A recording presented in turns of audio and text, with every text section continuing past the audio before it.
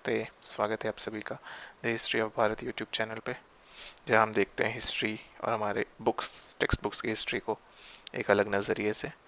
आज हम जाएंगे अपने सेकंड पार्ट में, जो हमारी मेन वीडियो सीरीज़ है इस चैनल के इंट्रोडक्शन के लिए। तो सीधे चलते हैं एपिसोड में। तो जैसा कि हमने पहले भाग में देखा था, हमने देखा था कि बहुत सारी ऐसे सिंपल चीज़ें हैं हमारे हिस्ट्री के बारे में और कुछ फैक्ट्स कि हमें पता ही नहीं कि हमारी हिस्ट्री कितनी पुरानी है। आज हम देखेंगे बहुत सारे ऐसे तथ्य जो जानबूझ के हमसे छुपाए गए या उसको तोड़ मड़ोड़ के पेश किए गए, ताकि हमें एक अलग तरह का आइडिया हो अपने हिस्ट्री के बारे में, जो कि सच नहीं है। तो चलिए सीधा चलते हैं आज के टॉपिक्स पे। Loop holes in Indian history text, भारतीय इतिहास पाठ्यक्रम की त्रुटियाँ। तो अगर आप को हिस्ट्री थोड़ी मोड़ी याद है अपने स्कूल डेज से, या भी आप स्कूल में पढ़ रहे हो या आप कुछ कंपटीशन एग्ज़ाम की तैयारी कर रहे हो, तो एक बेसिक जो इंडिया की टाइमलाइन है वो आपको कुछ इस तरह की दिखेगी। स्टोन एज हुआ, फिर उसके बाद हड़प्पन सिविलाइजेशन, उसके बाद एक वैदिक एज बताते हैं, महाजनपद वगैरह सारे वेद ये सब कंपोज हुए। फिर बिम्बिसार अजातशत्रु जो कि हरण्यक थे, फिर बुद्धा, नंदा, मौर्यज, उसके बाद शकाज, कुषाण, इंडो ग्रीक्स जो आए, गुप्ता, हर्षवर्धना। उसके बाद थोड़ा सा गैप हो जाता है, या फिर गुर्जरा प्रतिहारा ट्रिपटाइट स्ट्रगल थोड़ा सा बताते हैं। फिर इस्लामिक आक्रांताओं पे आ जाते हैं, गजनी, घोरी, दिल्ली सल्तनत, मुगल्स, ये सब पे। और दिल्ली सल्तनत और मुगल्स पे खास करके इनका बहुत फोकस रहता है, लगभग 2 से 3 चैप्टर ज़रूर को डेडिकेटेड रहते हैं। उसके बाद ईस्ट इंडिया कंपनी और इंडियन फ्रीडम स्ट्रगल आ जाते हैं। उसमें भी ये काफ़ी हद तक सिर्फ कांग्रेस का जो रोल था उसको फॉलो करते हैं, अलग दिशाओं में नहीं देखते। तो ये ब्रॉडर ट्रेंड है, ये पिछले ऑलमोस्ट आज़ादी के बाद भी 70-80 सालों से यही चले आ रहे हैं इस तरह के बुक्स। तो इसमें देखेंगे कि क्या क्या हमारी चीज़ें मिसिंग है। तो ये जानबूझ के मैंने एक आइसबर्ग दिया है। आइसबर्ग जैसे सतह पे आप देख रहे हो, हमें इतनी हिस्ट्री पता है, बट क्या चीज़ें हैं जो हमें पता ही नहीं है। तो इसमें बहुत सारी चीज़ें लिस्टेड हैं। इसमें ये चैनल बेसिकली इसी के लिए डेडिकेटेड है। आप एक बार वीडियो पॉज करके पढ़ सकते हो कि हमें किन चीज़ों के बारे में नहीं बताया गया, और भी ऐसी बहुत सारी चीज़ें जो कि हमारे हिस्ट्री बुक में जिनका नामो निशान ही नहीं है। अभी धीरे धीरे करके चीज़ें बदल रही हैं। आपने देखा होगा एनसीईआरटी की जो बुक्स चेंज हुई हैं और उस पर जो डिबेट चल रहे हैं, जैसे कि लचित बोरपुखान, ये किसी को पता ही नहीं है। रॉयल इंडियन नेवी म्यूटिनी जिसके बाद हमें आज़ादी मिली 1946 में, ये किसी हिस्ट्री टेक्स्ट बुक में नहीं है। आप जाके तलाश कर लो, अभी तक के स्कूल डेज में किसी को नहीं पता चलेगा। इसी तरह बहुत सारे टॉपिक्स हैं, पर सारे तो एक दिन में कवर नहीं कर सकते, तो मैंने कुछ स्पेसिफिक टॉपिक्स चुने हैं जो कि आज हम देखेंगे। और फिर बाकी सारे टॉपिक्स पे तो हमारी वीडियो बनती रहेगी। मैं बस ये एक सैम्पल देना चाहता हूँ, एक टेस्ट की कैसे कितना कुछ इन्होंने हमारे से छुपा के रखा है। पहला टॉपिक जो मैंने चुना है वो इतिहास। तो जैसे कि आप जानते हैं, हिस्ट्री को हिंदी में बोलते हैं इतिहास, इतिहास, जो कि ऐसे हुआ था। बट अंग्रेज़ हमें क्या बताते हैं कि जब वो आते हैं हमारे स्क्रिप्चर्स और इनका अध्ययन करते हैं, वो बोलते हैं कि आप में तो कोई सेंस ऑफ हिस्ट्री नहीं है, आपने तो कुछ वैसा रिकॉर्ड ही नहीं रखा है। आपकी किताबों में सिर्फ एग्जैजरेशन, बातें बढ़ा चढ़ा के पेश की हुई हैं। अधिकतर तो उनमें से हमें माइथोलॉजी ही लगती है, ऐसा असली में संभव ही नहीं है। और बोलते हैं आपके कोई आर्कियोलॉजिकल एविडेंस नहीं मिले, कुछ खुदाई और ऐसे आपको एविडेंस नहीं मिले इनको प्रूव करते हुए। और वो सीधे सीधी डेट डाल देते हैं 1500 बीसी का वेदास के लिए, कि वेदास कब कंपोज हुए, 1500 से 1000 बीसी। और रामायण महाभारत कब लिखे गए, 300 से 400 बीसी, या बहुत लोग बोलते हैं गुप्ता एरा में के दौरान रामायण महाभारत लिखे गए। ऐसा हमारे हिस्ट्री बुक्स में अगर आप एनसीईआरटी खोल के देखोगे तो ऐसा लिखा हुआ है। बट यहाँ पे मेरे कुछ सिंपल से क्वेश्चंस, लॉजिक कि डेट तो अगर उन्होंने 1500 से 1000 बीसी डाल भी दी है, कहीं पे भी वेदों में इसका जिक्र तो नहीं है। या वेद पढ़ के तो आप ये डेट नहीं डाल सकते, किसी ने अपने अंदाज से ही डाली है, और उसको ऐसे कॉन्फिडेंटली ये बोलते हैं कि ये प्रूवन फैक्ट है कि नहीं यही सही है। फिर मैंने यहाँ पे कुछ ऋषियों के नाम लिए, विश्वामित्र, अंगिरस, अगस्त्य, कश्यप, भृगु, अत्रि, कण्व, वशिष्ठ। इन सारे ऋषियों के श्लोक हमारे ऋग्वेद और इस समय लिखे हुए हैं। बहुत सारे अभी भी जो लोग हैं वो अपने वंश को इनसे शुरू हुआ मानते हैं, और मतलब इन अपने लीनिएज को इन सारे ऋषियों से ट्रेस करते हैं। तो ये सारे तो मिथिकल नहीं हो सकते, या फिर कोई तो डेट इनकी रही होगी। आप बस अंदाजी बोल दिए 1500 से 1000, तो ऐसे तो नहीं होता है। फिर मैं आ जाता हूँ इस जो हमारा बेसिक कॉर्पस है, हम भारतीय इतिहास को हम किस तरह से देखते थे, हमारे बुक्स क्या बोलते हैं। तो हमारा जो इंटरनल क्लासिफिकेशन है संस्कृत में, जो जितने भी लिटरेचर है, साहित्य, उसको 3 भाग में क्लासिफाई करते हैं, श्रुति, स्मृति और इतिहास। और ये जो पूरी स्लाइड है, ये जो क्लासिफिकेशन है, इसका हमें कुछ आइडिया ही नहीं दिया गया हमारे हिस्ट्री टेक्स्ट बुक में। हमें बस बोला नहीं, आपके जो तो जितने भी बुक्स हैं सब में एग्जैजरेशन है, माइथोलॉजी, बस ऋग्वेद मतलब कुछ भी बोल दिया, ऋग्वेद बुक ऑफ चैंट्स है, महाभारत और ये सब ग्रेट एपिक्स हैं, बहुत बड़ी अच्छी कहानियां हैं, बस 2-4 लाइन में उसको पास कर दिया। ये क्लासिफिकेशन नहीं बताया। तो चलिए आज हम थोड़ा सा इस पर ध्यान दे देते हैं। एक तरह से मैं लूप होल धीरे धीरे एक एक टॉपिक जैसे मैं ये ले रहा हूँ तो इसको मैं क्लियर ही करता जाना चाहता हूँ कि टॉपिक खत्म हो जाए। तो श्रुति, श्रुति किसको कहते हैं कि वो जो that which is heard, literal meaning देखा जाए श्रुति की तो जो सुनते हैं हम या उसको, तो ये बोली जाती हैं ऐसे जो मंत्र हैं जो बहुत डीप मेडिटेशन में या बहुत उनको ज्ञान की प्राप्ति हुई, उनसे जो साहित्य ओरिजिनेट हुआ। श्रुति ये बोलते हैं कि टाइमलेस इटर्नल ट्रूथ, और ये ह्यूमंस द्वारा रचित नहीं है। जैसे कि वेद में भी बहुत सारे जो मंत्र हैं उसको बोलते हैं मंत्र दृष्टा। तो इसके अंदर आते हैं वेद, ब्राह्मणस, अरण्यक और उपनिषद। तो ये वेद में आ जाते हैं चारों वेद आपके, ऋग्वेद, सामवेद, यजुर्वेद, अथर्ववेद। ब्राह्मणा भी वेद से ही रिलेटेड है। एक्चुअली में अगर वेद को देखोगे तो उसमें ब्राह्मण, अरण्यक उसके साथ ही कंबाइंड होते हैं साथ में ही, और उपनिषद उसके बेसिकली निचोड़ है टीचिंग्स का। और मैं तो बोलूँगा हर यूथ को एक बार उपनिषद और उपनिषद की जो ज्ञान है, हर लोगों को, सिर्फ यूथ को ही नहीं, हर एज के लोगों को ये पढ़ना चाहिए, क्योंकि हमारे बुक से, ये हिस्ट्री बुक से पूरी तरह से छुपाया हुआ है। ये सबको श्रुति के अंदर हम डालते हैं। तो देखोगे ये एक तरह से इसको डिवाइन ओरिजिन बोल रहे हैं, मतलब ठीक है, इसलिए ये एक ऑथर नहीं डेडिकेट करते या ऐसा कुछ। नेक्स्ट आ जाता है हमारा स्मृति। अब स्मृति में हमारे सारे बाकी सारे टेक्स्ट आ जाते हैं, जैसे सारे पुराण आ जाते हैं, विष्णु पुराण, शिव पुराण, गरुड़ पुराण, भागवत पुराण, सारे वेदांग के जो ऑक्सिलरी, जैसे उसके ग्रामर, पाणिनि के जो काम होंगे एस्ट्रोनॉमी से रिलेटेड, जैसे आयुर्वेद वगैरह भी स्मृति के अंदर आते हैं। धर्मशास्त्र हो गए हमारे, मनुस्मृति, याज्ञवल्क्य स्मृति, पराशर स्मृति, नारद स्मृति, ये सारे स्मृति के अंदर आते हैं। मतलब इनको समझ लो एक तरह से थ्योरेटिकल है, और इसको पता है कि हमने किसी न किसी ने लिखा है। Text compose by human sages, मतलब पुराने साधु संतों ने लिखा है, और ये श्रुति के श्रुति का जो ज्ञान है उससे ली हुई है, बट ये लिखी हुई चीज़ें, जैसे ये हमें याद है। स्मृति मतलब जो चीज़ें हम याद रखते हैं, या दैट विच इज़ रिमेंबर्ड। तो जो पूर्वज हमें हमारा मतलब ऐसे ज्ञान देना चाहें, जो याद रखें, जैसे कि पुराणों में अधिकतर है कि कैसे उत्पत्ति हुई संसार की या भगवानों की, थोड़ा वो वेद से अलग है पुराण, और ये बाद में भी हुए हैं, ये भी हमें पता है। अब हमारा तीसरे कैटेगरी आती है इतिहास।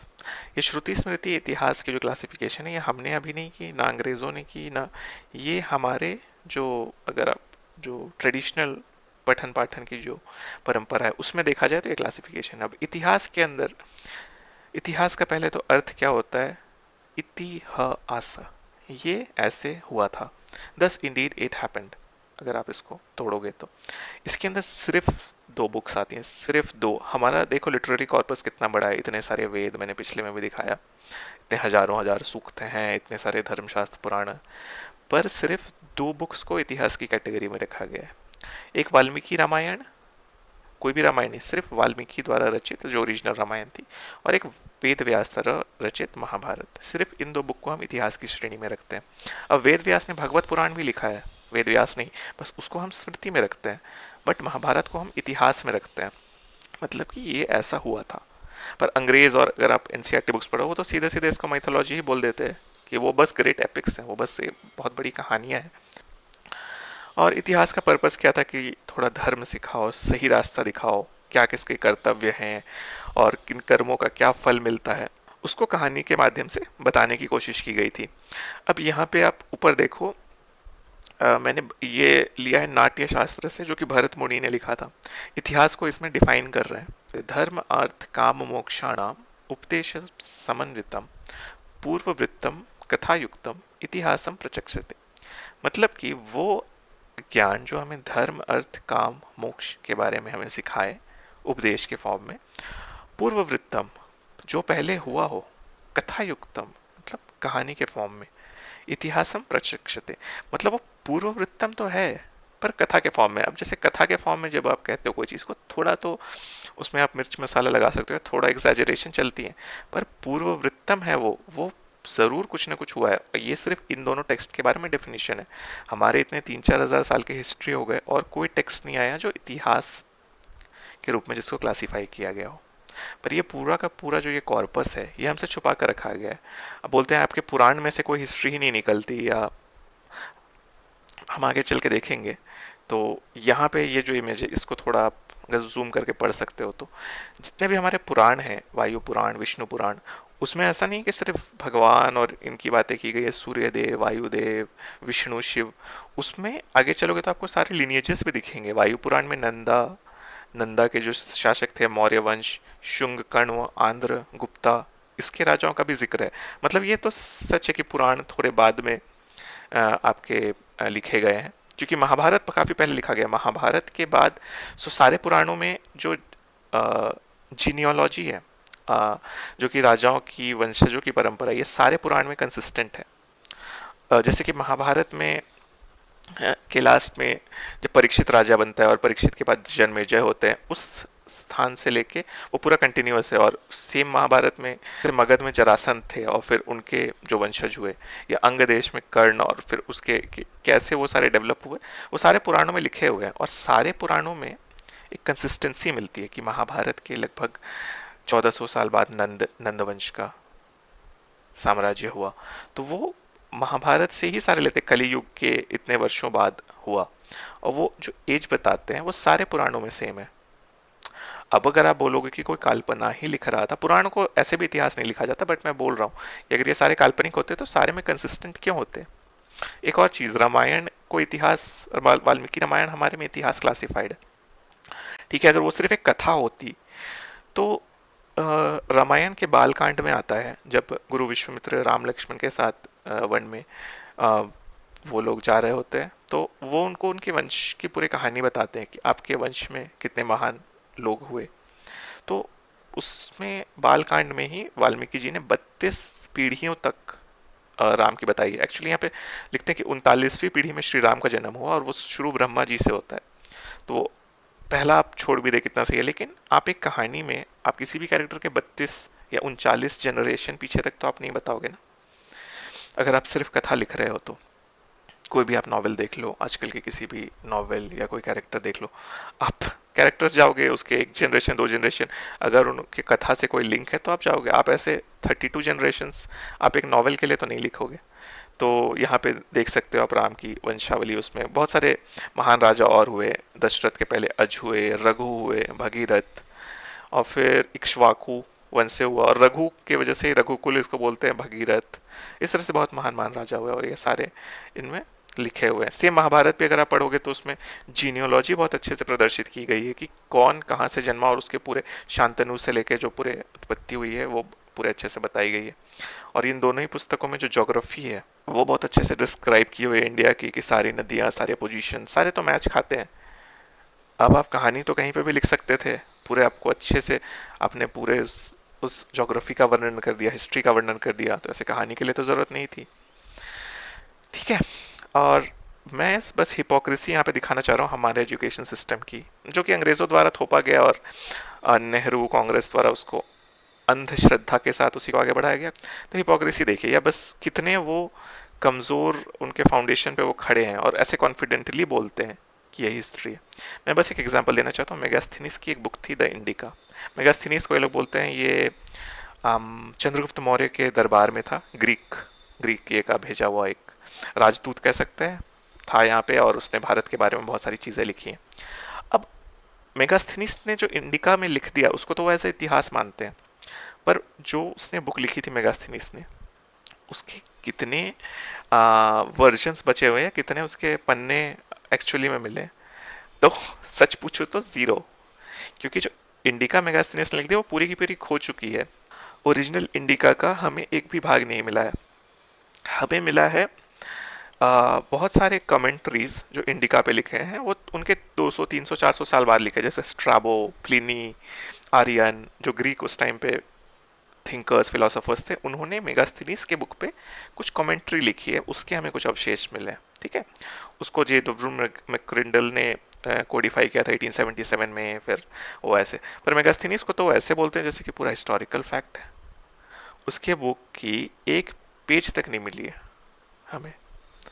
उसने जो लिखा उस पर 300-400 साल बाद किसी ने कुछ लिखा, उसके कुछ टुकड़े मिले हैं।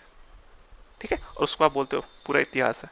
पर आपके हम एक पुराण को नहीं मानेंगे, एक रामायण महाभारत को नहीं मानेंगे, कुछ नहीं मानेंगे। हमारे रामायण महाभारत पे आ जाते हैं। रामायण, ये जो मैंने फोटो दिया है दो, ये भोरी एक इंस्टीट्यूट है, Bhandarkar oriental research institute Maharashtra में। इन्होंने क्रिटिकल एडिशन छापा है। क्रिटिकल एडिशन मतलब इन्होंने सारे जितने भी, जहाँ भी वंश परंपरा चली आ रही है, इसके ओरल ट्रांसमिशन की, या जितने भी मैन्युस्क्रिप्ट्स बचे हुए हैं, मैन्युस्क्रिप्ट मतलब कि लिखे हुए भी फॉर्म में है ना, वाल्मीकि के ही जो ओरिजिनल ग्रंथ है, उसको कंपाइल करके इन्होंने क्रिटिकल एडिशन बनाई है। और ये क्रिटिकल एडिशन इतनी कंसिस्टेंट है कि लगभग सारे जितने भी रिमेन्स हैं या जितने भी हमारे मठ हैं, आप जैसे कि देखोगे बहुत सारे शंकराचार्य और मठ होते हैं, आप सोचते होंगे कि वो क्या है, वो इन सब के ज्ञानी होते हैं, उनको पूरे ये सब रटा हुआ होता है। तो वो सब सबको कलेक्ट करके ये 1920s में आई थिंक ये बना था, तो इसको क्रिटिकल एडिशन बोलते हैं। और ये महाभारत का क्रिटिकल एडिशन है। तो मतलब हमारे श्लोक दर श्लोक एक भी उसमें से मिसिंग नहीं है वाल्मीकि रामायण और व्यास रचित महाभारत का। वो वैसे के वैसे ही मौजूद है, और वो मेगास्थनीज से काफ़ी पुराने थे। बट हमें मेगास्थनीज इस तरह से दिखाया जाता है कि उसकी तो बातों पे हम विश्वास करेंगे, पर ये सब तो हम बताएंगे तक नहीं अपने छात्रों को। और भी काफ़ी सारे, अब मैं वाल्मीकि रामायण और महाभारत पे डीप डाइव करूँगा कि कैसे वो उसमें साक्ष्य के साथ है क्लियरली कि वो इतिहास है। महाभारत तो क्लियरली प्रूवन है, और महाभारत की डेट भी अब लगभग इस्टेब्लिश्ड है कि कलयुग की शुरुआत 3102 BCE में हुई। ये तो बहुत सारे इंस्क्रिप्शंस और ये सब से भी इनमें आ जाता है। और एक और चीज़, अगर आप मेगास्थनीज को सही मानते हो तो मेगास्थनीज ने अपनी किताब में ये भी लिखा था, और ये भी उसकी किताब नहीं, उसकी कमेंट्री में स्ट्राबो ने लिखा था कि Indians have epics that rival the Iliad and Odyssey in greatness. Iliad और ओडिसी बहुत बहुत बड़े बड़े पुस्तक हैं, जैसे उनमें 25,000 ऐसे वर्सेस हैं, पर महाभारत से बड़ी पुस्तक आज तक कोई है नहीं, लिटरेरी वर्क। ऋग्वेद से पुरानी लिटरेरी वर्क और महाभारत से बड़ी लिटरेरी वर्क वर्स फॉर्म में पूरी दुनिया में कहीं नहीं है। ठीक है, आप मेगास्थनीज के अगर सारे तथ्यों को बताते हो तो आप ये क्यों नहीं बोलते कि मेगास्थनीज ने खुद जिक्र किया है कि रामायण महाभारत उस टाइम पे भी प्रचलन में थे, उसके टाइम पे भी। आप हिस्ट्री बुक्स में बोलते कि हाँ गुप्ता के टाइम पे फिर ये सब लिखा गया 300-400 AD पे।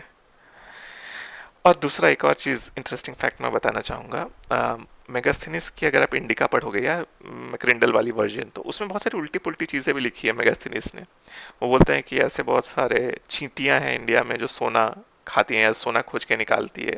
यहाँ पे इतने करोड़ों करोड़ हाथी हैं, इतने बड़े हाथी। यहाँ पे लोग हैं जिनके मुंह ही नहीं है, यहाँ पे लोग हैं जिनके उल्टे पाँव हैं। बहुत सारी ऐसे बकवास भी लिखी हुई है उसके बुक में, बट उसको तो एज ए इतिहास मानते हैं, और रामायण और महाभारत को कुछ नहीं, जो कि हमारे ट्रेडिशन के हिसाब से हमने सिर्फ दो ही बुक को इतिहास की कैटेगरी में रखा है। ठीक है, तो ये एक बहुत बड़ा पक्ष था इतिहास को लेके, जो कि इन्होंने पूरी तरह से वाइट वॉश कर रखा है। मतलब ज़रा सा भी आइडिया तक नहीं लगने दिया इन सब चीज़ों का कि इतनी सारे हमारे डिटेल्स में है, या हमारे पुराणों में नंदवंश, मौर्यवंश, शुंगवंश, इन सब की भी जानकारी है। आप बस बोलते हो कि नहीं बुद्धिस्ट टेक्स्ट से लिया है हमने, या फाहियान आया तो उसने लिखा है तो लिया है। आप भारतीय तो, मतलब कि हम भारतीय तो कुछ लिख ही नहीं सकते थे ना, हमारे से तो आप कुछ ले ही नहीं सकते। चलो इस टॉपिक पे इतना ही, आगे चलते हैं हमारे अगले टॉपिक पे। तो पहला वाला मैंने लिया एंशियंट इंडिया से, ये मिडिएवल इंडिया से एक ले रहा हूँ, इस्लामिक वाइट वॉश। तो इस्लाम को इन्होंने काफ़ी ज़्यादा सफ़ेद पोशी, मतलब बहुत उस पर लिपा पोती करने की कोशिश की है, बहुत बहुत ज़्यादा। एक तो नैरेटिव ऐसा लिखा गया है कि आप सारे युद्ध हारते गए, जितने भी हमने युद्ध हारे हैं उस पर सिर्फ फोकस है, सिर्फ उस पर फोकस है कि ये गजनी आया आराम से जीत के चला गया, घोरी आया आराम से जीत के चला गया, सब आए आराम से जीतते गए, आपके राजाओं ने तो कुछ किया ही नहीं, वो बस ऐसे ही हारे हारे फिरते थे इधर उधर। मैं स्टार्टिंग से एक बताना चाहता हूँ, ये जो मैप मैंने दिया है इस्लाम कैसे फैला, पहले आप यहाँ पे अगर डेट्स देखो, मोहम्मद के बाद 622 के बाद 750 तक है ऐसे, मतलब लगभग 150 साल भी नहीं हुए, और इस्लाम ने कहाँ से, अरबिया के जो पेनिनसुला है वहाँ से होते हुए पूरा इजिप्ट, अफ्रीका से लेके स्पेन वाली जो जगह यूरोप में फैल गया। और यहाँ पे अगर आप 100 साल और जोड़ दोगे इस मैप में तो ये पूरा एरिया भी, कॉन्स्टेंटिनोपल, इन सब में भी अगले 100-200 सालों पे इस्लाम का कब्जा हो गया था। जहाँ पे भी गए, इराक, ईरान, बलूचिस्तान, अफगानिस्तान। भारत में सबसे पहले इनका जो अटैक हुआ वो सिंध पे हुआ था। मोहम्मद बिन कासिम ने किया था 712 एडी में, और राजा दाहिर को उसने परास्त किया था और उसका सर काट दिया, और उसकी दोनों बेटियों को वो ले गया था किडनैप करके अपने राजा के पास सेक्स स्लेव बनाने। तो ऐसा तो हमारे राजाओं ने कभी सुना नहीं था, इंडिया के राजाओं ने। तो उस टाइम पे जो भी राजा थे, बप्पा रावल हो गए, ललितादित्य कारकोटा हो गए, अगेन हमारी हिस्ट्री बुक में कोई मेंशन नहीं है, उन्होंने फिर देखा कि ये तो ऐसा आक्रांताओं का एक समूह है कि इनको रोकना ज़रूरी है। तो उन्होंने बहुत उस टाइम पे मेजर्स लिए। बप्पा रावल ने कितने अरब वाले मुस्लिमों को हराया उस टाइम पे। सेम ललितादित्य कारकोट, ललितादित्य एक्चुअली बहुत बड़े राजा थे, बहुत बहुत बड़े। हर्षवर्धन और इन सब से, चंद्रगुप्त, इन सब के बराबरी पे थे उन्होंने जितनी टेरिटरी गेन की थी। चक्रोदय, उन्होंने, वो एक्चुअली खुद एक चक्रवर्ती सम्राट भी थे, उन पे एक अलग से वीडियो बनेगी। बट हुआ ये कि 712 से लेके, जैसे इन सभी राज्यों में मुस्लिम, यहाँ पे जितने भी आप मैप में देख रहे हो, यहाँ पे इन्होंने एक बार कब्जा किया, फिर मुस्लिम शासन ही वहाँ पे चलने लगा परमानेंटली। मुस्लिम रूलर्स हो गए, सब लोगों ने मुस्लिम अपना इस्लाम अपना लिया, और एक तरह से कब्जा हो गया। पर भारत में मुस्लिम शासक या मुस्लिम किसी एरिया को कंट्रोल करते हुए 1192 तक नहीं हो पाए, जब मोहम्मद घुरी ने पृथ्वीराज चौहान को हराया था बैटल ऑफ तराई में। तो आप देखोगे लगभग 500 साल है, या स्टैब्लिश होते होते या दिल्ली पे रूल आते आते 1206 हो गया था। तो ये देखोगे 500 साल है, 712 से लेके 1206, 500 ईयर्स तक एक भी इस आक्रांताओं ने यहाँ पे शासन नहीं कर पाए पूरी तरह। तो कुछ तो ब्रेव हार्ट्स रहे होंगे, क्योंकि इनका तो देखो, इन्होंने 100-200 साल के अंदर, इनका अगर आप टेक्स्ट पढ़ोगे तो इनका काम ही है सिर्फ कि जिहाद करो, युद्ध करो, कब्जा करो हर जगह पे। ये तो इनका मकसद ही है। तो इन आक्रांताओं को इतने साल तक कैसे रोके रखा, ये हमारे हिस्ट्री बुक से पूरी तरह गायब है। ये 500 साल किन लोगों ने संघर्ष किया? सुहेल देव, बैटल ऑफ बहरेच, जिसने सलार मकसूद को हराया था, या फिर रानी नाइकी देवी, जिसने कि मोहम्मद घोरी को 1178 में हराया था, परास्त करके उसे वापस भेजा था। पर ये हमारे पूरी तरह से बुक्स में मिसिंग है। बप्पा रावल, ललितादित्य, इनका तो मैंने बताया ही कि पूरी तरह से गायब है। पर एक बार जब ये आ जाते हैं तो इनके एक एक रूलर के बारे में हमें पूरा बताया गया है। तो मैं ये भी थोड़ा सा यहाँ पे क्लियर कर देना चाहता हूँ कि 1206 से लेके 1526 तक, वो बोलते हैं दिल्ली सल्तनत रहा लगभग 300 सालों तक। और यहाँ पे 320 साल, और यहाँ पे 1526 से लेके 1707, इसको मैं बोलूँगा कि मुगल काल रहा। इसमें भी शुरू के 30 साल उतने स्ट्रांग नहीं थे, खास करके हुमायूं के टाइम पे अगर आप देखो तो शेरशाह सूरी राजा था काफ़ी कुछ वर्ष तक, और उन्होंने बहुत बड़ा एम्पायर तो नहीं बनाया था शुरू में ही। पर 1707 आते आते मैं इनको 150 साल फिर भी दे देता हूँ, 180 साल होते हैं, 180 साल मुगलों ने शासन किया। पर अगर आप हमारे इतिहासकार और इस पे जाओगे ऐसे वर्जन पे कि हमने तो हज़ारों साल शासन, इस्लामों ने शासन किया, फिर भी आप को कुछ नहीं हुआ, 800 साल किया, 900, भाई यहाँ पे 320 साल दिल्ली सल्तनत, और दिल्ली सल्तनत की असलियत तो अभी हम देखेंगे आने वाले स्लाइड में, और 150 साल मुगल, ठीक है, 300, 450 साल, 150 साल मुगल ही लगभग ऐसा था कि थोड़े बड़े एरिया पे या इंडिया के बड़े भाग भूभाग पे उन्होंने शासन किया। बाकी दिल्ली सल्तनत तो ऐसी ही थी, उसको जितना ग्लोरीफाई करते हैं उतना कुछ था नहीं। तो बस ये मैं एक पर्सपेक्टिव देना चाह रहा था कि जितना इन्हें बताते हैं कि इतने हज़ार साल तक शासन किया, ऐसा कुछ नहीं था। और इवन जब अंग्रेज़ आए तब उन्होंने मुगलों से या इस्लामिक शासकों से भारत नहीं जीता था, बस अधिकतर जो एरिया थे मराठों से उन्होंने जीता था, मराठों से युद्ध कर। तो आगे चलते हैं, जो मैं बोल रहा था उस टाइम पे दिल्ली सल्तनत, इसके ऊपर पूरा एक चैप्टर रहता है, ठीक है। जैसे कि उस टाइम पे इंडिया पे कोई और राज्य ही नहीं था। आपको सारे नाम दिल्ली, कुतुबुद्दीन ऐबक, इल्तुतमिश, रज़िया सुल्तान, और भी कितने बलबन, और ये वो अलाउद्दीन खिलजी, तुगलक, मोहम्मद बिन तुगलक, फिरोज शाह तुगलक, सिकंदर लोदी, इब्राहिम लोदी, एक एक के बारे में डिटेल से बताया जाता है। एक एक के बारे में पैराग्राफ्स रहते हैं, ऐसे रहते हैं, और एक पूरा फुल चैप्टर, अगर आप 7-8 के बुक में जा रहे हो तो फुल चैप्टर है, अगर आप 12th और ऐसे बड़े के बुक में जाओगे तो 2-3 चैप्टर्स आपको मिल जाएंगे दिल्ली सल्तनत पे। इसकी असलियत क्या थी? अब ये एक इस्लामिक ग्रुप ऑफ स्कॉलर्स था जिसने कब्जा किया, उसने बहुत सारा वाइट वॉश भी किया, उसी ने इसको भी बढ़ा चढ़ा के पेश किया। और गुणगान करने का जो इनका परंपरा है ना, जैसे कि ये किसी भी मैप में देख लो, तुगलक वंश को इतने बड़े ये में दिखाते हैं कि मोहम्मद बिन तुगलक ने इतने बड़े कब्जा कर लिया दिल्ली से पूरे यहाँ तक उसका शासन था, पर ऐसा कुछ नहीं था। मोहम्मद बिन तुगलक को बप्पा रावल के वंशज थे राणा हमीर सिंह, उसने 6 महीने अपने कैद पे रखा था। राजपूत यहाँ पे राजपूत दिखता ही नहीं, यहाँ पे राजपूत दिखता है। ये मैंने एक असली लिया, टाइम मैप्स करके एक वेबसाइट है, उसमें जैसे आप टाइम के हिसाब से जाओगे तो वो आपको कौन शासन कर रहा था वो आपको दिखाते हैं, या कौन इंडिपेंडेंट थे। तो दिल्ली सल्तनत बस एक छोटी सी 1453 में एक छोटी सी बस इतनी तक सीमित थी, बोलते महरौली से पालम तक, छोटे से एरिया में जितना अभी दिल्ली है ना वैसा ही था। और उस टाइम पे कोई वो इंडिया का सेंटर नहीं था, तो उसको इतनी इंपॉर्टेंस देते हैं दिल्ली सल्तनत। तो मेरे हिसाब से बहुत बड़ी, सबसे बड़ी झूठ है। अलाउद्दीन खिलजी ने थोड़ा बड़ा एरिया कॉन्कर किया, उसने कुछ युद्ध जीते, या मोहम्मद बिन तुगलक ने थोड़ा किया, फिर तो उसने हार ही गया। ये जो राणा हमीर सिंह ने हराया था मोहम्मद बिन तुगलक को, उसने पूरा सिंध से लेके मालवा तक उसने पूरा टैक्स का राइट्स और ये सब उससे ले लिया था तुगलक से, कि जब तक मुझे ये नहीं दोगे मैं रिलीज़ नहीं करूँगा। तो उसने पूरा हराया था। फिर हमीर सिंह के वंशज हुए राणा कुंभा ने फिर एक मालवा से एक ऐसे ही एक और, या तो तुगलक शासक था या खलजी शासक था, एक और वो इस एरिया से निकला था, उसको भी उसने इसी तरह हराया राणा कुंभा एक युद्ध भी नहीं हारे थे। पर राणा कुंभा का हालांकि हमारे हिस्ट्री बुक्स में नाम भी नहीं है।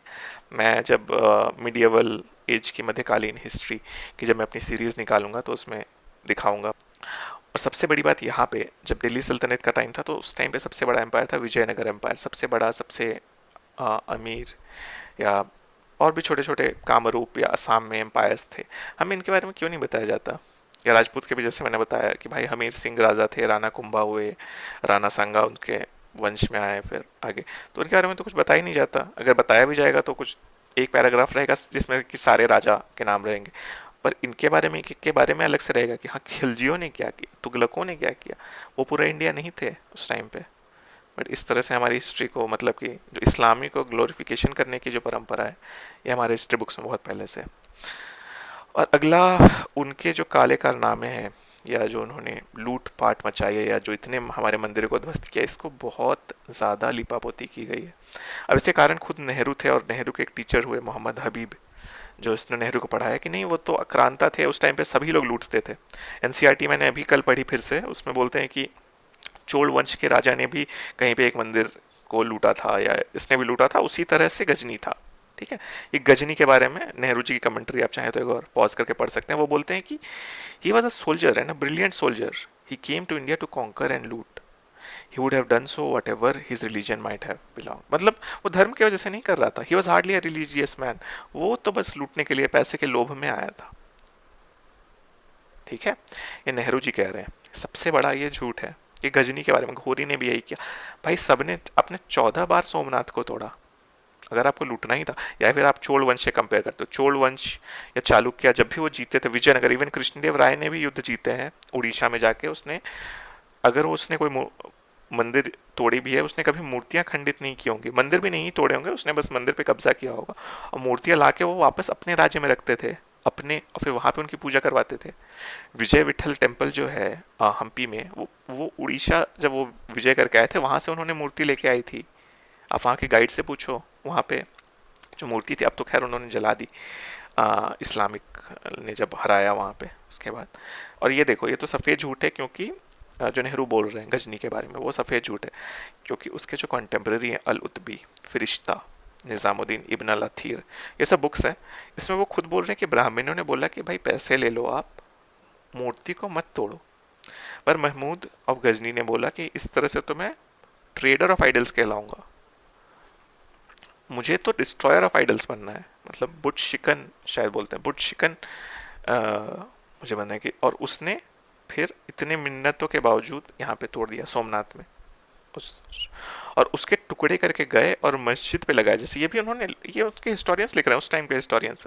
नेहरू जी को वाइट वॉश करने की जो आदत है, वो फिर बाकी पूरे हमारे हिस्ट्रिकल डिस्कोर्स में इंदिरा और ये सब भी तो यही पढ़ते हुए बड़े हुए झूठ, तो उन्होंने भी छुपाया। बट ओरिजिनल आप पढ़ते जाओ तो उसने उसको तोड़ा और उसके टुकड़े टुकड़े करके गजनी में भेजे, वहाँ पे जो जामी मस्जिद है उसके, जहाँ पे सीढ़ियाँ बनती हैं, जहाँ पे लोग पैदल चढ़ के जाएं, उस पर किया। सेम इन्होंने मथुरा पे भी किया। जो मंदिर था, गजनी ने पहले मथुरा और बनारस पे अटैक किया था, फिर वो वापस जाते टाइम सोमनाथ घुसा था। वहाँ पे भी मथुरा ने भी, उससे पंडितों ने कहा कि आप पैसे ले लो, आप मूर्ति मत खंडित करो, बट उसने पैसे लेने से मना कर दिया और मूर्तियाँ तोड़ी। और फिर हर कोई, गजनी, घोरी, खलजी, फिरोज शाह तुगलक, सिकंदर लोदी, जितने भी औरंगजेब, सब ने जाके मंदिर तोड़े, सब ने। ये सोमनाथ का हाल है 1950s में टूटा हुआ, इस तरह से ये अभी है, फिर इन्होंने बनवाया भी, उस पर भी हम जाएंगे, एक अलग कहानी है इसे कंस्ट्रक्शन को लेके भी। बट 14 बार आपने खंडित किया। औरंगजेब के फरमान है कि भाई जितने भी मंदिर हैं उसको तोड़ो, पर आप बोलते नहीं, वो तो सारे शासक करते थे या पॉलिटिक्स की वजह से वो कर रहा था। तो इतने झूठ इन्होंने बोले हैं इस चीज़ को लेके, इस पे क्या ही बोले। फिर दूसरा आ जाता है अकबर द ग्रेट। अकबर को बहुत महान राजा बताते कि नहीं, बाकी सब तो खराब थे, ठीक है, बाकी सब थोड़ा कुछ ये भी थे, अकबर अच्छा राजा था। अकबर ने बहुत ये किया। अकबर की आप महानता सुनिए। उसने चित्तौड़गढ़ में, ये चित्तौड़ का किला है बाय द वे, ये आप जो आप देख रहे हो ये विजय स्तंभ है, इसकी भी कहानी है। आप विजय स्तंभ कितनों को पता होगा, सब कुतुब मीनार करते रहते हैं, विजय स्तंभ कितनों को पता होगा। क्या, ठीक है। तो अकबर ने एक दिन में 40,000 हिंदुओं का नरसंहार किया था, एक दिन में, चित्तौड़ में। हुआ ये था कि जब चित्तौड़ के फोर्ट में वो कब्जा किया था, एक मैं ब्रीफ में कहानी छोटी सी बता ही दे रहा हूँ। जब उसने चित्तौड़ पे कब्जा किया था, काफ़ी दिन तक वो लोग फोर्ट को घेर के रखते थे। तो जब खाना पानी खत्म होने लगता था, जब इन्हें लगता था कि अभी हारने वाले हैं, तो उन्हें पता चल गया था कि वो हारने वाले हैं, तो सारी महिलाओं ने वहाँ पे जौहर कर लिया। मतलब कि महिलाओं ने जौहर कर लिया, और जो सोल्जर्स थे फोर्ट के अंदर वाले, उनको बोलते हैं साका। अब आप बोलोगे साका जौहर एक साथ आपने सुना होगा। तो जौहर क्या होता है कि महिलाएं और बच्चे बच्चियां आग में कूदकर, बूढ़ी से लेकर सारी महिलाएं आग में कूदकर अपनी जान दे देती हैं। और साका क्या होता है, उस राख को लेकर जो सोल्जर्स हैं, जो बाकी के सैनिक बचे, वो अपने सर पे लगा के, मतलब वो कफन बांध के निकल पड़ते हैं कि जितनों को मार पाए मारो, फिर पता ही कि हमें मरना ही है। मतलब एक तरह से सुसाइड, डेथ विश टाइप से कि चलो अब मारो और मरो वाला हिसाब, वो साका होता है। तो 8,000 ऐसे सोल्जर्स थे, 22,000 महिलाएं थी। तो जब अकबर ने फोर्ट जीता भी, तो उसने देखा कि सारी जितनी महिलाएं हैं उसने जौहर कर लिया, और सारे जो योद्धा थे वो साका करके उनके पूरे फौजों को कत्लेआम में लगे हुए हैं। एक एक उनका योद्धा 3-3, 4-4, 5-5 लोगों को मारे जा रहे हैं। फिर अकबर ने गुस्से में आके जो बचे कुचे थे, अब बचे कुचे में कौन होंगे, वृद्ध लोग होंगे या बच्चे, मेल लड़के होंगे, उन सब में, उन सबको भी बोला कि इसमें से एक एक को मार डालो एक दिन में। हम कुछ फरवरी 1568 की ये बात है, ये कहानी। अब उसको आप बोलते हैं अकबर द ग्रेट। एक और मैंने अकबरनामा से खुद लिया है कि पश्चिम बंगाल में उनका एक कैंपेन चल रहा था, उसने वहाँ पे हिंदुओं को हराया, इनग्रेट्स, क्रू ऑफ इनग्रेट्स या इनफिडल्स जिसको वो बोलते थे, उसको बहुत अच्छे से बंदी बनाया, सबको मारा, सबके गले काटे, और जो ब्रेनलेस हेड थे, मतलब उनके स्कल, खोपड़ी, उसमें से सब निकाल के उसको एक टावर बनाए। Sky high minarets were made of their brainless heads. मतलब अकबर के टाइम पे हो रहा है, ठीक है। तो अकबर नहीं है खुद इस कैंपेन में, चित्तौड़गढ़ में अकबर खुद भी था, इसमें अकबर नहीं है। पर तो आप बोलोगे कि अरे वो तो महान राजा था, वो ऐसे कैसे करने दिया। उसने इसको अलग से रिवॉर्ड किया। ये बैरम खान ने आई थिंक ये किया था, ये वाला हेड। और ये नरमुंड की जो सिर बनाते हैं ना, ये सब करते थे उनके, बाबर ने भी किया था, अकबर, जहांगीर, सभी। क्योंकि उनका ऐसा नहीं था कि हाँ ठीक है कुछ उसने छोटा सा कर दिया कि जिजिया माफ कर दिया, फिर तो जहांगीर ने जिजिया लगा ही दिया था। वो छोटे मोटे कुछ किया था, पर उसके चलते आप उसको ऐसे वाइट वॉश करते हो कि वो तो बहुत ही अच्छा था। उसने तो कहीं से भी महिलाएं लेकर अपने हरम में रखी ही नहीं, 5,000 से ज़्यादा उसके सेक्स स्लेव रहते थे उसके हरम में। और आप दिखाते हो जोधा अकबर में कि बहुत, वो बहुत पाक था।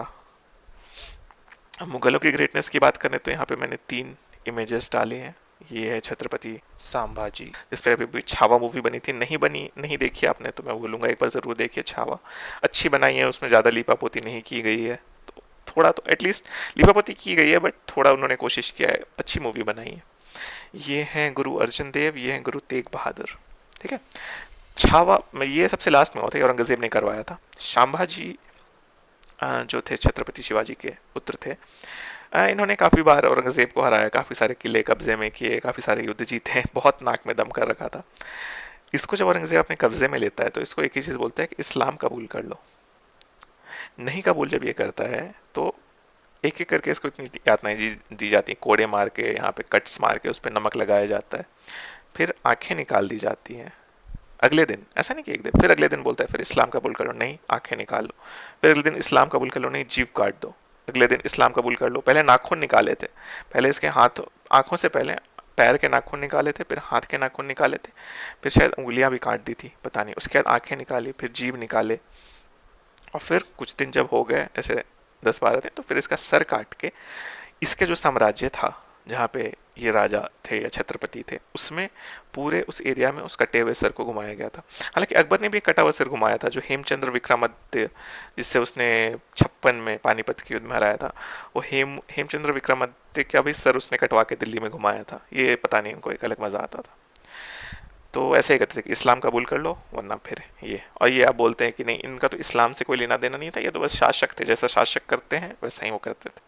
बट ठीक है, अगला मैं आ जाता हूँ गुरु अर्जन देव। तो ये सिक्स के 5वें या 6ठे गुरु थे, मतलब सिक्स के जो गुरु परंपरा जो चली आई थी गुरु नानक देव से लेके, तो ये अर्जन देव थे।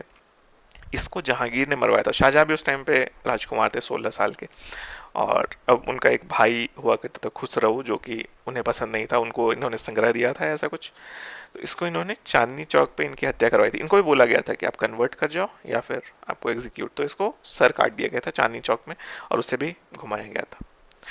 ये हुआ जहांगीर के टाइम पे। ये होता है फिर गुरु तेग बहादुर। तो गुरु तेग बहादुर फिर अगले गुरु हुए, तो उसको भी पूरा कारण मुझे डिटेल में नहीं पता, पर उनको खोलते तेल के कढ़ाई में, अलग अलग डिपिक्शन है, बोलते हैं आयरन प्लेट पे रख दिया, मतलब बेसिकली जिंदा उन्हें कुक किया गया था, जलाया गया था, कुछ बोलते हैं बर्तन में रख दिया गर्म उबलते हुए या खोलते तेल में, इस तरह से करके औरंगजेब ने मरवाया था।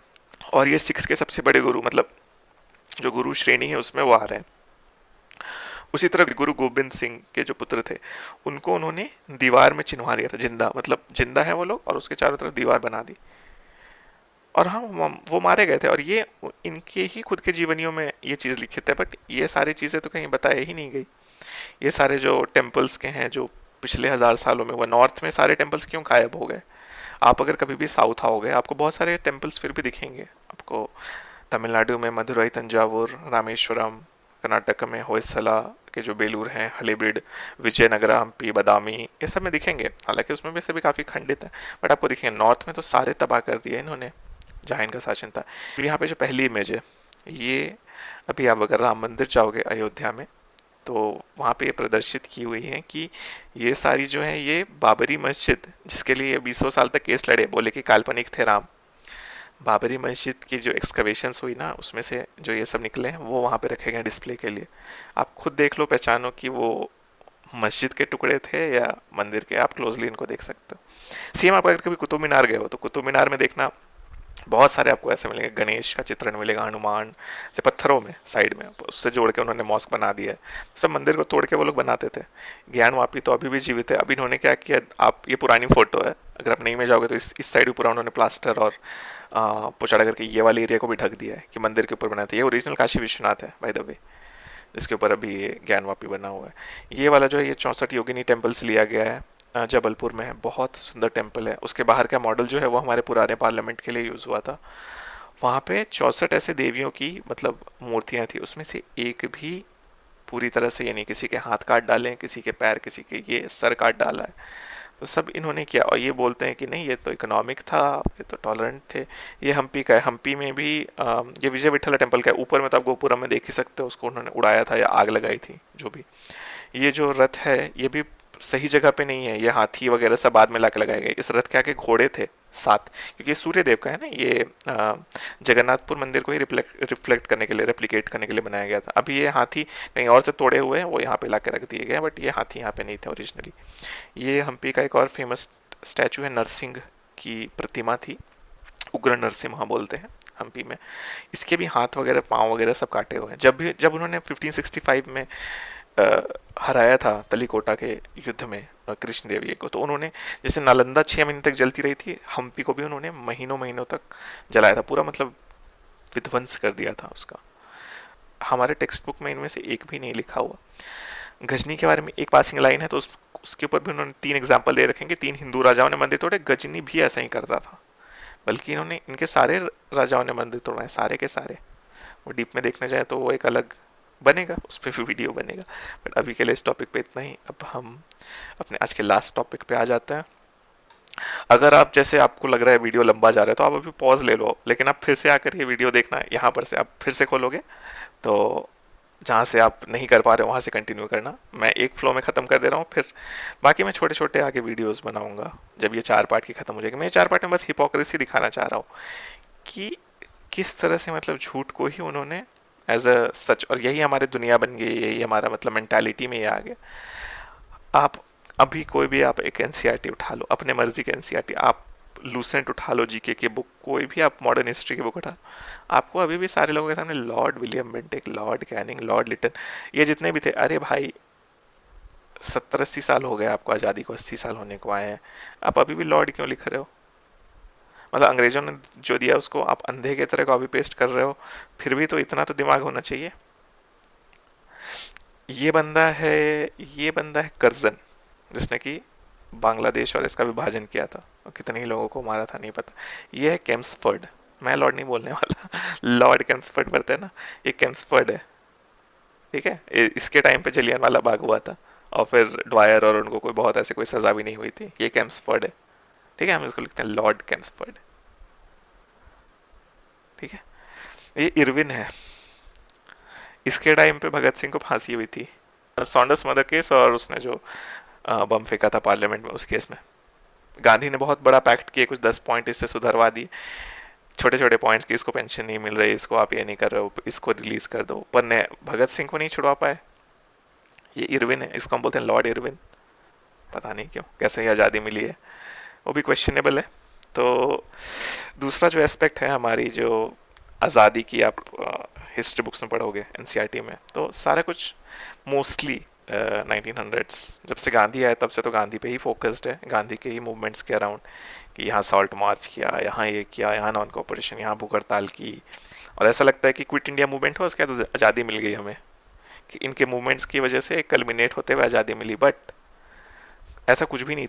जब क्लीमेंट एटली 1956 में भारत आए थे, क्लीमेंट एटली ब्रिटेन के प्रधानमंत्री थे जब हमें आज़ादी मिली थी, तो उनसे उस टाइम पे कोलकाता में थे वो, जस्टिस पीबी चक्रवर्ती हैं वो, वेस्ट बंगाल हाई कोर्ट के चीफ जस्टिस थे और एक्टिंग गवर्नर भी थे उस टाइम पे, जो वेस्ट बंगाल है उसके। उन्होंने एक इंटरव्यू किया था, उसमें उन्होंने पूछा क्लेमेंट एटली से कि आपको क्या लगता है गांधी और इनकी कितनी भूमिका रही आपके डिसीजन में कि भारत छोड़ने के, तो उसने बोला मिनिमल, मतलब बहुत बहुत कम।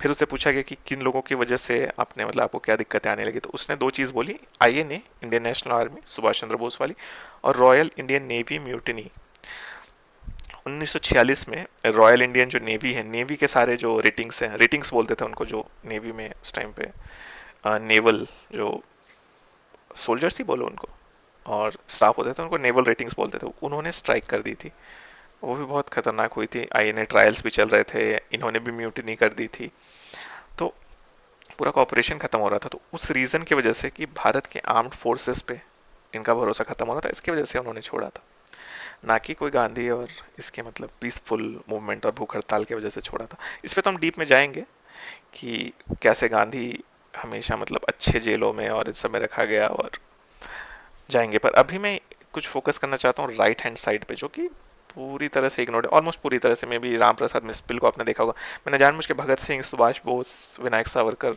इनकी फ़ोटो नहीं लगाई, वो फिर भी फेमस है, क्रेडिट्स वे ड्यू, एटलीस्ट उनको चंद्रशेखर आज़ाद इनको थोड़ा सा हमने कायम रखा है, बट इन सबों को तो पूरी तरह से भुला दिया है।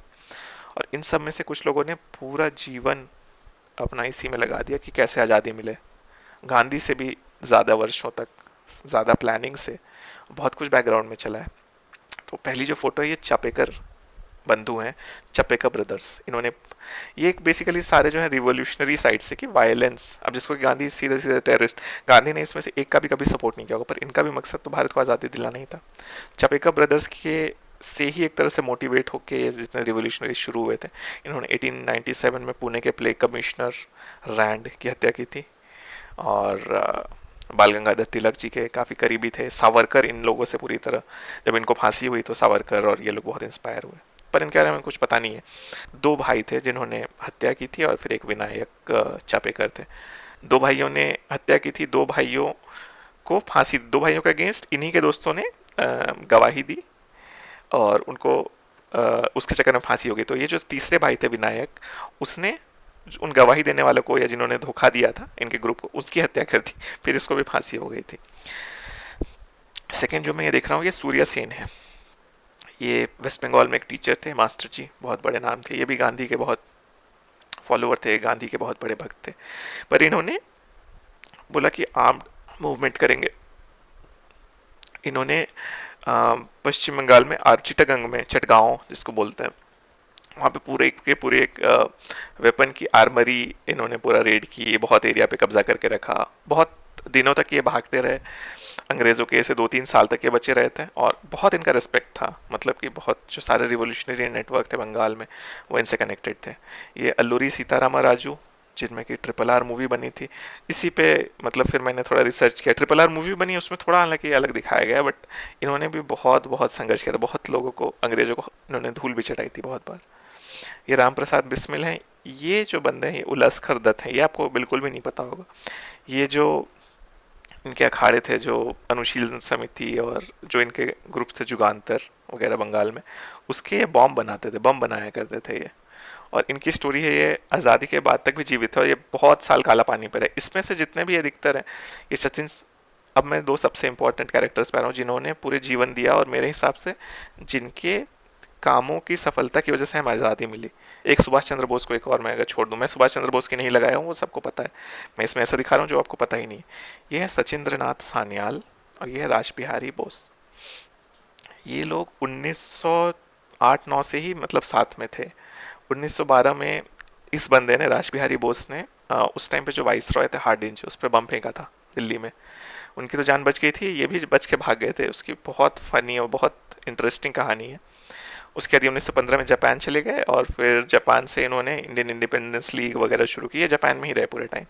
और इन्होंने ही 1942 में जब वॉर प्रिजनर्स आ रहे थे जापान में, तो इनका आइडिया था कि एक इंडियन नेशनल आर्मी बनाई जाए जो भारत की आज़ादी के लिए काम करे वर्ल्ड वॉर 2 के टाइम पे। तो वो इन्होंने बनाया था 1942 में और सुभाष चंद्र बोस को दिया था। इनके बारे में तो कुछ नहीं लिखा हुआ हमारे बुक्स में। अब मैं आ जाता हूँ सचिंद्र नाथ सान्याल पे। ये एक तरह से देखा जाए तो इनसे भी एक कदम आगे थे। ये दोनों दोस्त थे, पूरे टाइम तक इन्होंने कोऑर्डिनेट किया, पूरे सालों तक।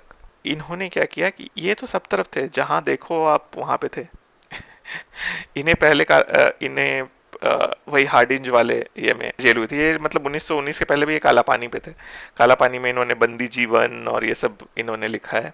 ये इनके सहायक थे उस टाइम पे जब इन्होंने बम फेंका था। फिर गदर मूवमेंट, हाँ गदर के बाद इनका अरेस्ट हुआ था और इन्हें काला पानी भेजा गया था।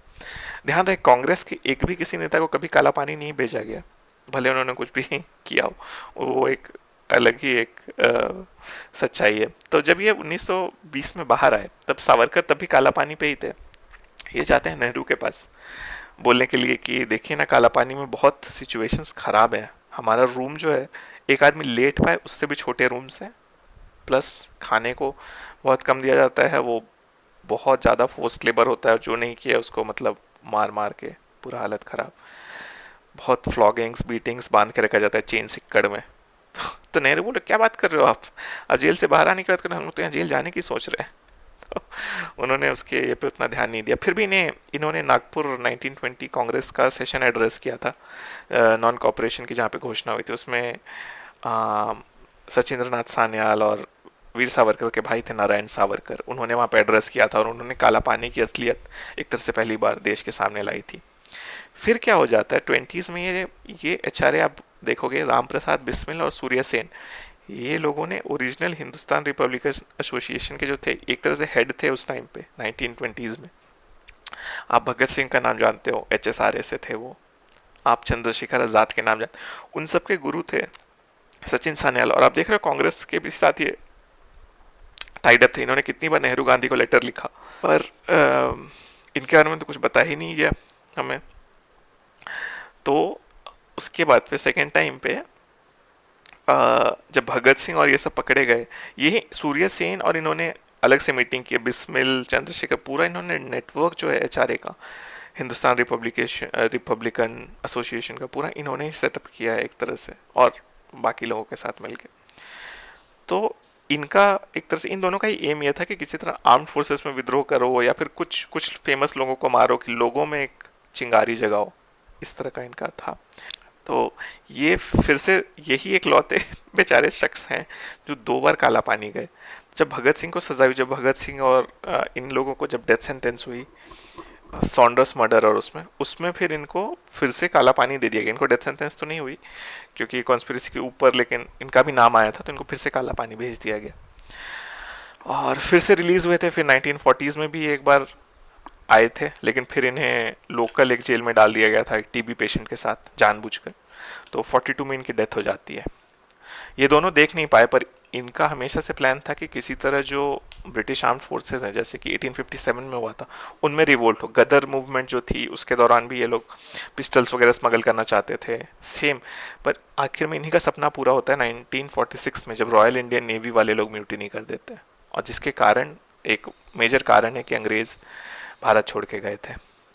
तो ये पूरे स्टोरी के बारे में हमें कुछ नहीं पता। और ऐसे 50 और लोग थे, हज़ारों और लोग थे, इसमें से कई आज़ादी के बाद जिंदा भी रहे, पर किसी को कभी कोई क्रेडिट नहीं दिया गया। सिर्फ क्रेडिट इनको कांग्रेस पार्टी, कांग्रेस के बाकी जो अन्य समर्थक थे जिन्होंने एक दिन भी काला पानी भी नहीं बताया, उनको दी गई।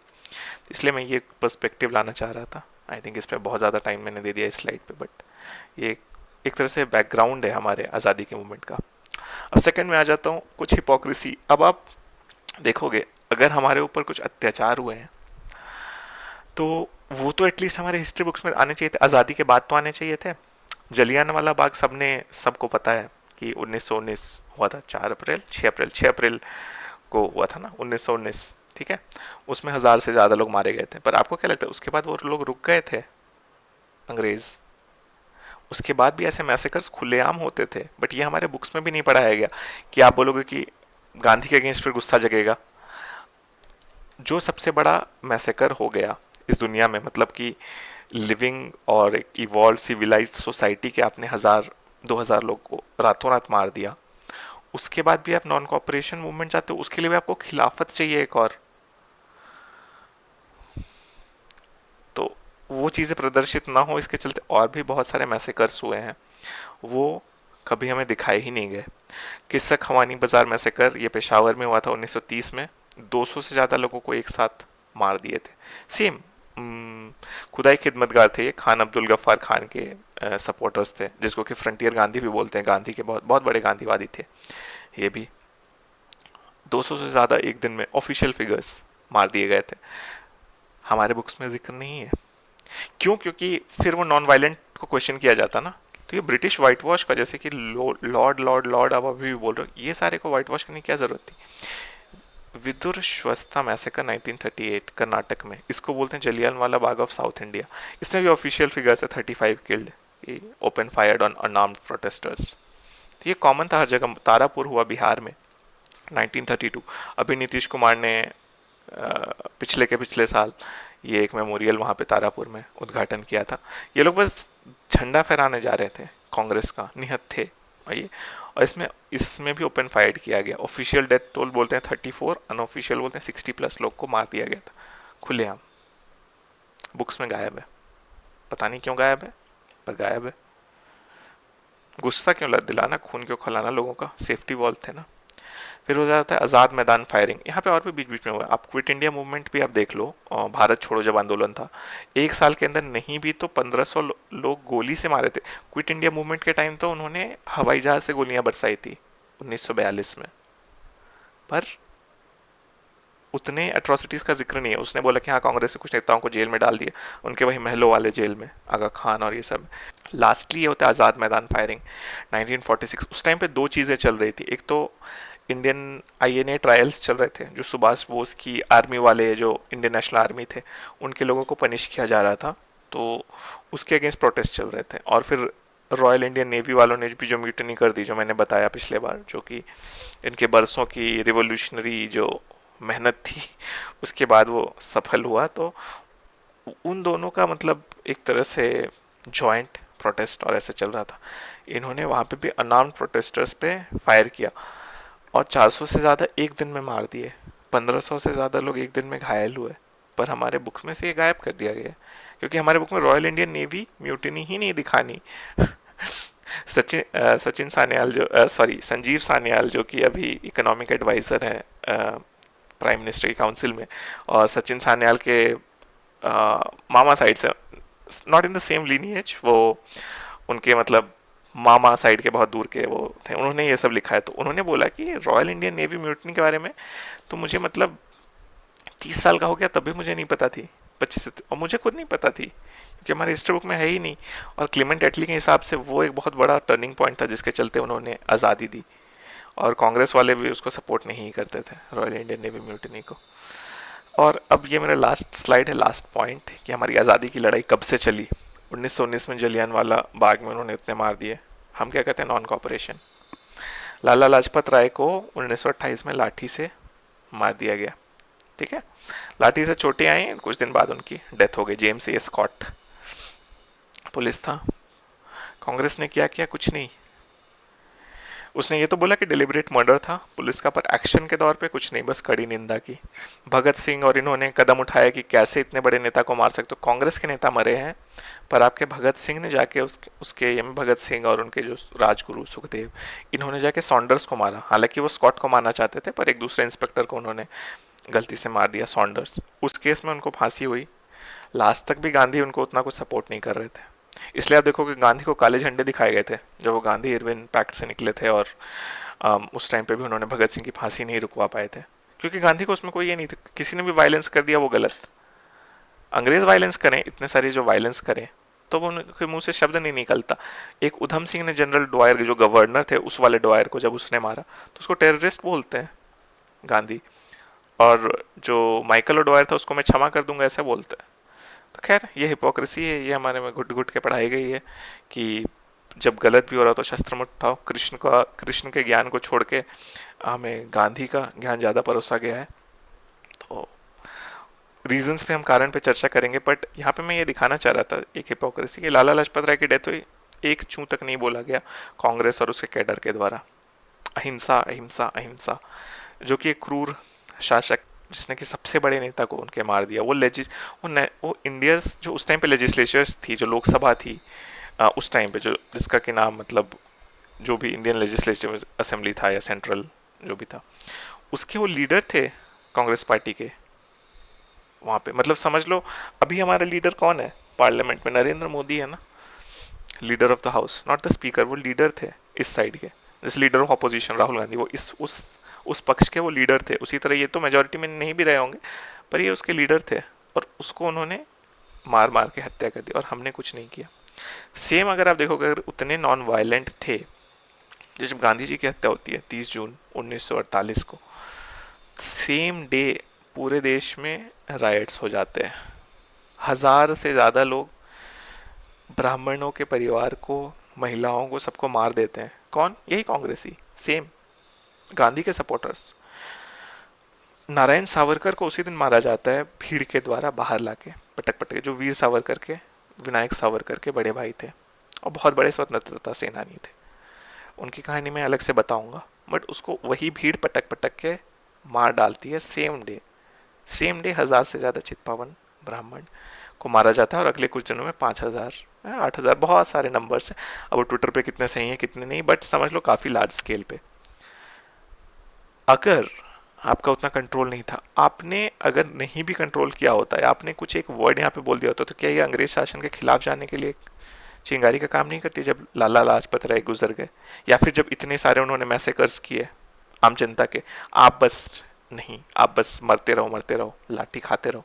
उसके बाद भी हमें 25 साल लगेंगे, और भारत छोड़ो जो आपका लास्ट आंदोलन था, क्विट इंडिया, उसके बाद भी आपको 5 साल लगेंगे आज़ाद होने में। क्यों? क्योंकि रॉयल इंडिया नेवी म्यूटिनी 1946 में हुई, जो कि एक आर्म्ड रिवोल्ट था, जिसको कि आपने उनका भी सपोर्ट नहीं किया कांग्रेस ने। तो वो आज़ादी दिलाना चाहते थे, आज़ादी डिले करना चाहते थे, ये तो नहीं पता, बस मैं कुछ एग्जांपल्स रख रहा हूँ, कुछ पर्सपेक्टिव जो कि हमारी हिस्ट्री बुक में कभी नहीं बताए जाएंगे। इन सब पे आगे और विस्तार से चर्चा करेंगे। इतने देर तक अगर कोई बना हुआ है तो उसको बहुत बहुत धन्यवाद, आभार। सब्सक्राइब कीजिए, और अगला वीडियोस भी इसी तरह, जैसे आप एक में नहीं हो पा रहा तो टुकड़े टुकड़े में सुनिए। जब ये 4 पार्ट की सीरीज़ ख़त्म हो जाएगी तब मैं छोटे छोटे वीडियोस बना के लाऊंगा, छोटे छोटे फॉर्मेट में उसको मैं लेके आऊँगा। तो आज के लिए बस इतना ही, चलो फिर मिलते हैं अगले पार्ट में, तब तक के लिए थैंक यू। Bye bye.